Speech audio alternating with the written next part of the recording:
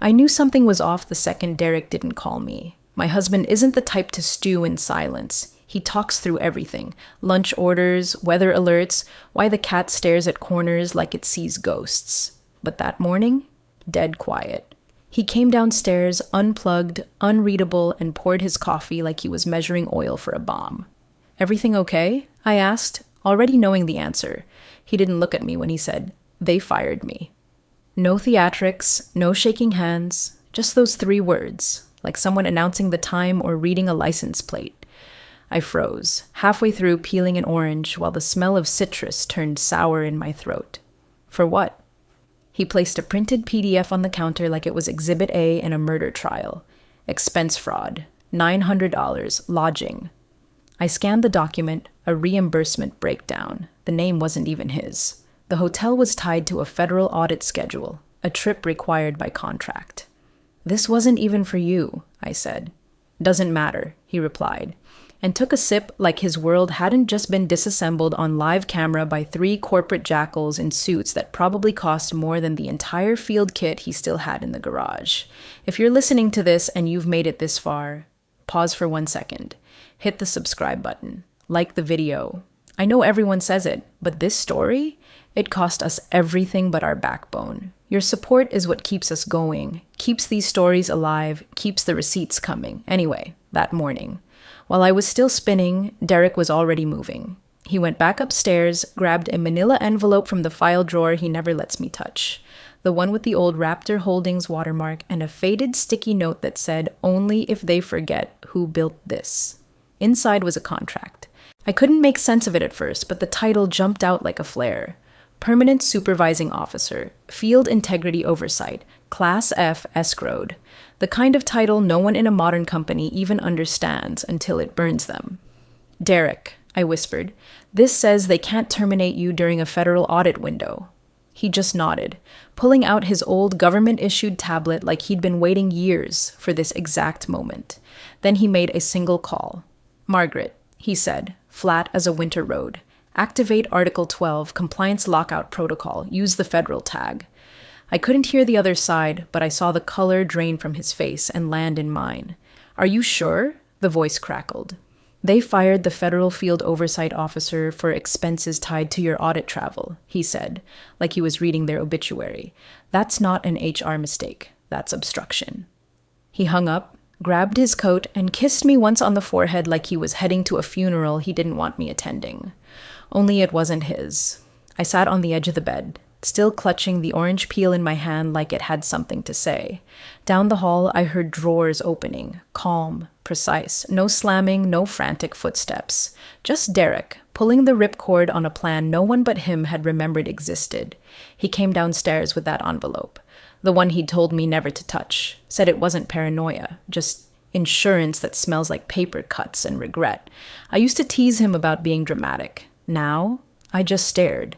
He laid it on the dining table like a priest laying down a confession, peeled it open, and started lining up pages in the kind of sequence that made me nervous. Pages with seals, signatures, and phrases like non-terminable, appointment during open federal cycles, and proxy authority designated under Section 12 jurisdictional lockout. "I thought you said they forgot," I said, trying to keep my voice steady. "Forgot your title, your clause, all of it." "They forgot," he said, "but I didn't." Then he turned to his old tablet, the secure one, the one with a battery life that could outlast marriage, and pulled up the contacts sheet. He scrolled to one name and dialed. "Margaret," he said. Her voice answered with quiet gravity. "This is Margaret." He didn't waste a breath. "Activate Article 12, Compliance Lockout Protocol, use the federal tag." My skin went cold. That wasn't normal language. That was trigger-pull language. Margaret hesitated just long enough to make me lean in. "Understood," she said. "Their HQ systems will lose access within the hour. Derek, are you sure?" He didn't even look at me, just kept his eyes on the envelope like it was a crime scene. "They just fired the federally named Field Oversight Officer for alleged fraud," he said, "during a scheduled USDA audit window." I didn't know what half of that meant, but I knew enough. I knew he wasn't bluffing, and I knew someone upstairs in that shiny Omaha office building was about to find out what it feels like to mistake silence for submission. When the call ended, he closed the envelope, wrapped it back in its string, and said, "They're going to lose access to the compliance chain." "All of it?" I asked. "Logs, confirmations, audit dashboards, the whole thing," he said. "They fired the one person whose presence kept their contract federally valid. It's not just a screw-up. It's a breach." Then he turned and said something I'll never forget. "I didn't keep those titles for clout. I kept them for when someone got cocky enough to think I was just the guy who double-checks spreadsheets." He kissed my hand, squeezed it, and walked out the door. I sat there, heart thudding in my throat, watching the inbox on his old backup laptop start lighting up. Ping, ping, ping, requests denied, access revoked, red flags rising like a forest fire. They fired the wrong guy, and he wasn't going to let them forget it. It was 8:42 a.m. when Derek's old Chevy pulled into the gravel lot at the Sioux Falls Regional Hub, still dusted with frost. He didn't even bother with the main office door. He walked around back like he had a key to the wind, past the bay doors, and found the site director sipping lukewarm coffee out of a faded thermos. "Derek?" The man blinked, pulling off his gloves. "You're here?" "Just walking the route logs," Derek said, already opening his tablet like the floor plan of the universe was stored in it. "Need to verify the site visit chains for the audit." The director didn't question it. No one ever did when Derek showed up in that coat, the one with the stitched field badge and the quiet air of someone who'd seen too much to say less. He made his way through the inspection bays, nodding to a few old hands who hadn't seen him in person in years. He checked the truck logs, clipboard trails, inspection tags, all while Omaha started to smoke from the inside. Because back at HQ, Lyle was losing his grip. Red boxes were appearing across the internal dashboards, live feeds freezing, access panels graying out, entire chains of compliance and data locked behind what looked like auto-triggered encryption barriers. Lyle, still cocky and clueless, typed out a Slack to legal like it was a minor glitch. "Who disabled the audit dashboards?" Legal didn't respond for 3 full minutes. Then, finally, "Looks like someone triggered an embedded protocol based on something called Class F compliance chain. We're trying to trace origin." That was when the panic started to leak through his carefully gelled hairline. Meanwhile, Derek was standing in front of a clipboard rack at the north exit dock in Sioux Falls, squinting at a route sheet that, according to HQ records, had been completed and verified just 6 weeks ago. Only it wasn't. The clipboard was blank. He turned to the foreman. "This site was certified inspected last quarter?" "That's what Lyle's team said." "Got the email and everything," the guy replied, scratching his head. "But far as I know, no one's been through since February. No tire tracks, no logs, no notes, just forged affirmations sitting in a cloud database Derek no longer had access to, and which Lyle now couldn't get into either." At exactly 9:01 a.m., Derek sat on a steel bench outside the old loading dock, pulled up his secured email account, and attached a screenshot of the Zoom termination. The subject line was clean, cold. Termination notification. Internal breach risk. He addressed it to the Federal Oversight Coordinator, not CC, not BCC, direct. The kind of message that doesn't go unread, doesn't get skimmed. The screenshot showed Lyle's smug face mid-sentence as he declared a federal compliance officer terminated during a federal audit window for a reimbursement Derek didn't even file. Then Derek hit send. No commentary, no fanfare, just the sound of a digital match hitting a very dry room full of liars. Somewhere in DC, someone was about to stop chewing their breakfast and start making calls. They'd always treated Derek like wallpaper. Quiet, familiar, out of fashion, but hard to remove. Lyle never even learned his last name properly. "That spreadsheet guy," he once called him in passing, like the only thing Derek could manage was keeping receipts in color-coded hell. But that illusion cracked fast. By mid-morning, HQ had gone full triage mode.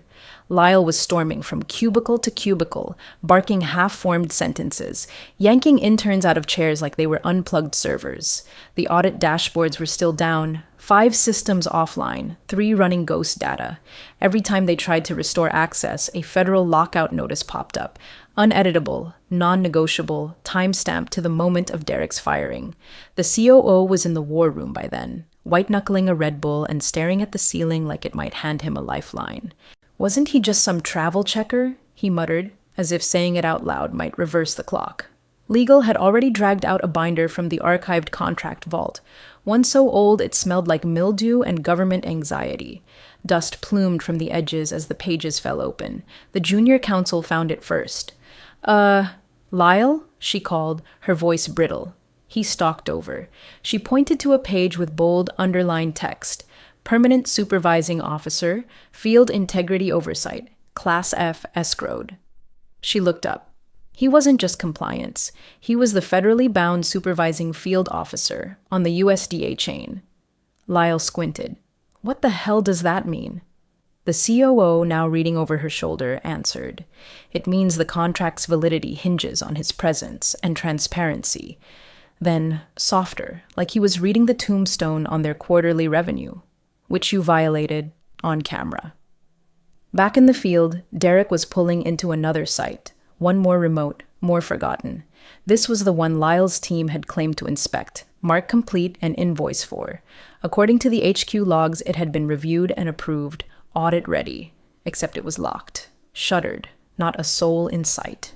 Derek walked through the chain link gate, boots crunching against gravel that hadn't seen a truck tire in months. He checked the logbooks. Empty. The inspection logs? Missing. The inventory shed? Still zip-tied shut, as if no one had even bothered pretending. The foreman eventually walked up from the adjacent field, wiping grease off his hands, confused. Hey, you must be Derek. They told me the site was already signed off. Is that not the case? Derek looked around. The sagging awning, the warped clipboard with water damage, the untouched calibration meters. He didn't answer right away. He just inhaled slowly, looked the man dead in the eye, and gave a tight, exhausted nod. Not agreement. Not confirmation. A signal. The kind you make when you've seen this trick before and you're done pretending it's magic. That nod said, yeah, they said it was signed off, and that's exactly why they're about to burn. I was watching the email threads bloom like cancer cells across Derek's laptop when the air shifted. There's a kind of silence that drops right before impact. Not the absence of sound, but the weight of it, like the universe's breath catching. At 9:04 a.m., it happened. The USDA's audit server flagged Derek's message. Urgent. Breach. Top priority. Escalated. Tracked. Locked. A minute later, somewhere in Washington, D.C., a man in a charcoal suit and federal-grade exhaustion picked up a secure line and punched in a number that only got used when someone really, truly screwed the pooch. The general counsel at Derek's old firm answered on the third ring. Her voice, usually syrupy sweet, all risk-mitigating charm, barely got out a hello before the heat hit. "Ma'am," the lead auditor said, his tone sharp enough to shave stone. "Your listed compliance officer appears to have been terminated during audit week for expenses tied to our own travel. None of the site visits your firm certified actually occurred. Who exactly did you just fire?" She opened her mouth, closed it, tried again. Silence. Then, quietly, "I need to check something and call you back." She didn't call back. Instead, she half ran, half floated into Lyle's office like a woman who just found out she was sitting on a live grenade. Her face was the color of printer paper, blank and drained. She didn't knock.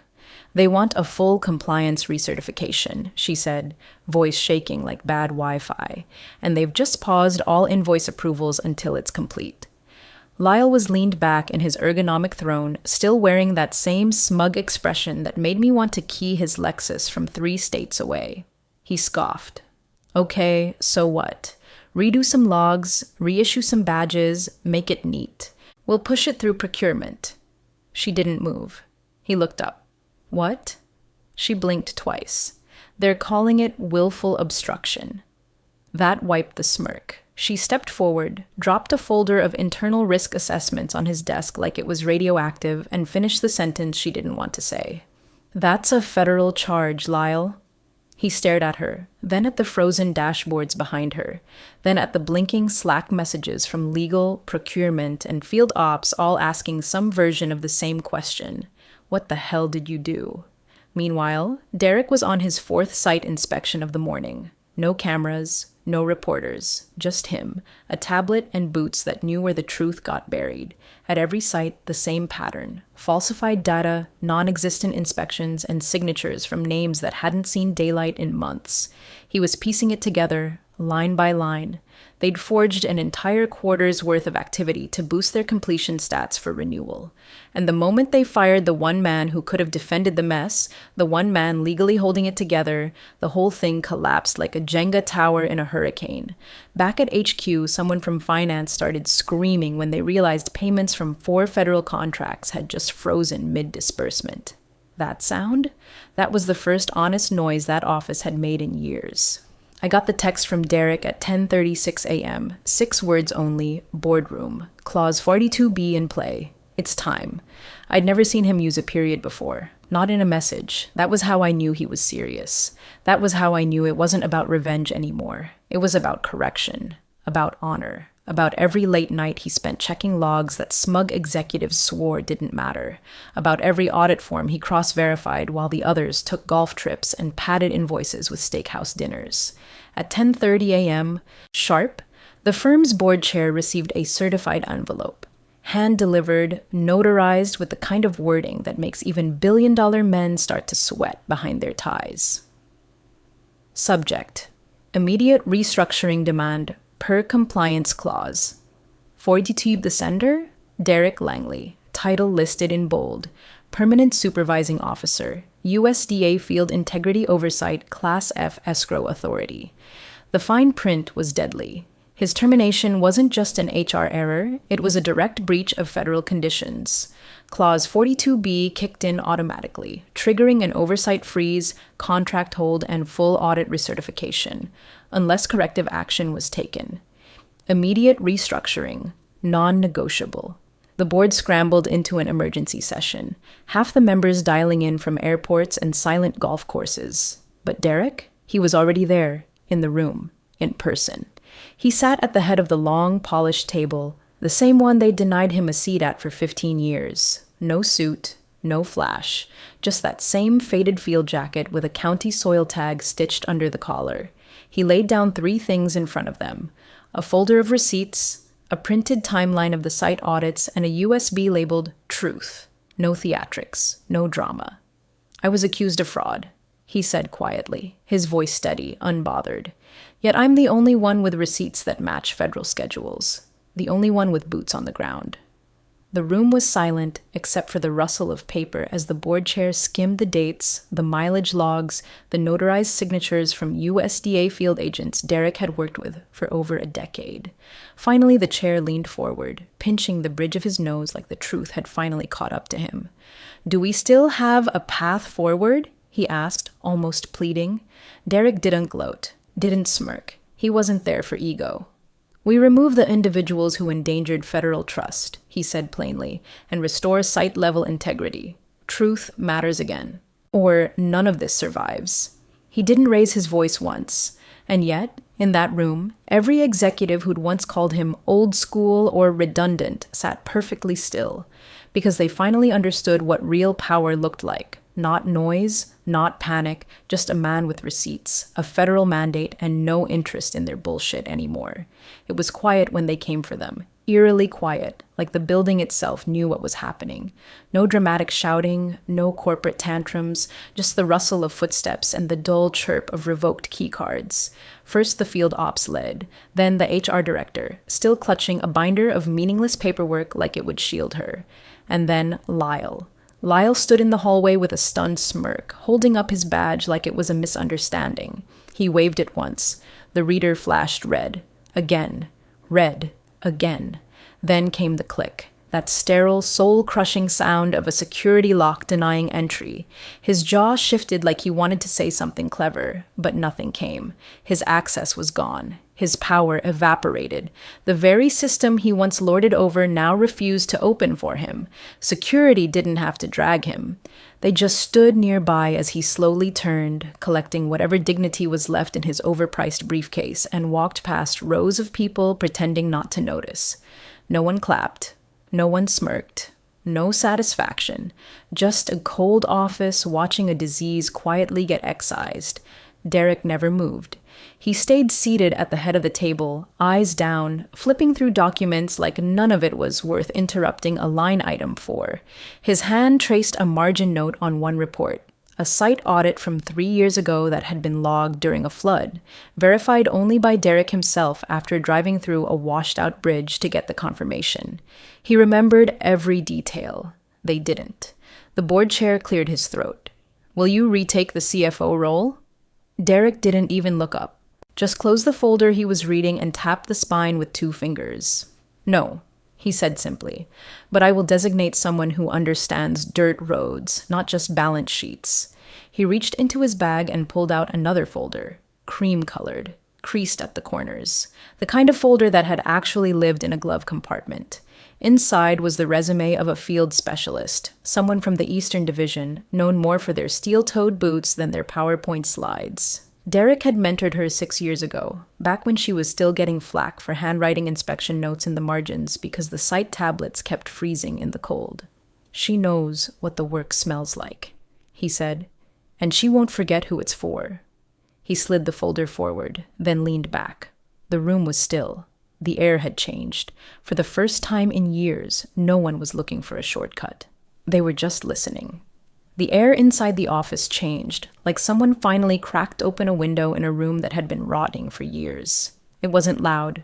No parade, no press release, just a quiet line in a government memo that arrived 3 weeks later, federal standing reinstated, conditional upon oversight under the restored compliance officer. They didn't even use Derek's name. They didn't have to. Everyone knew who they meant. He didn't return to a title, didn't ask for one, didn't need it. The CFO spot sat empty for another 6 weeks, then got quietly absorbed into a hybrid role under someone from procurement. But every risk report, every route log, every audit preparation form, it all started running through Derek's division. The compliance team restructured itself without permission. They just followed the path of clarity. That's what he gave them. Not orders, not flair, just proof, truth. And it changed everything. Field teams started rotating properly again. Site visits actually happened, with boots in the dirt, hands on equipment, real-time sign-offs that matched GPS logs. The dashboards full of made-up metrics were torn down, replaced by shared folders with photos of boots in mud and signatures in ink that smeared from cold fingers. Someone even pulled the old inspection van out of storage, the one Derek used to drive across state lines with a field kit, a first aid box, and 2 thermoses. They buffed it up and parked it out front like a monument. No plaque, just presence. In the break rooms, people whispered, he never wanted power, just truth. He saved the whole contract and didn't even ask for his parking spot back. He still brings his lunch in a paper bag. Meanwhile, Lyle's name disappeared from all systems. The HR director's Slack account was purged, and the field ops lead, the one who signed off on ghost inspections, had her credentials revoked in every jurisdiction they worked in. The culture didn't just shift, it snapped. Derek came in early, left late, and drank his coffee from the same stained thermos he'd had since the Bush administration. He didn't talk much, didn't gloat, just listened, reviewed, corrected when needed. One afternoon, I found him at the kitchen table at home, holding a single-page memo like it was the last letter from a friend. It was from the USDA, no fluff, no signature block, just one sentence. Trust restored, oversight reinstated. Proceed. I watched him read it 3 times. Then he stood, walked to the filing cabinet we keep in the corner, the one next to the dog's leash and the tax receipts, and filed the memo under a tab marked Closure. He didn't smile. He just exhaled, slow and quiet, like a man who finally put the last brick back in a house he didn't even realize they'd burned. 6 months later, he ironed a shirt for the first time in years. Not for himself, really. For for the message. For the room full of 20-somethings with brand new company polos and half-written handbooks in their laps, who still believed leadership wore nameplates and everyone in compliance was a walking policy manual. The ceremony wasn't public. No invitations, no LinkedIn fluff, no banner behind the podium. Just folding chairs in the onboarding room, a pot of overbrewed coffee in the corner, and a laminated agenda someone clearly copied from a template 4 years old. Derek walked in alone. No escort, no handshake line. Just nodded to the founder's daughter, now head of strategy, who motioned him up front with a soft smile and stepped aside. He stood there for 2 minutes. Didn't pace, didn't read from notes, just held the room with the weight of someone who'd seen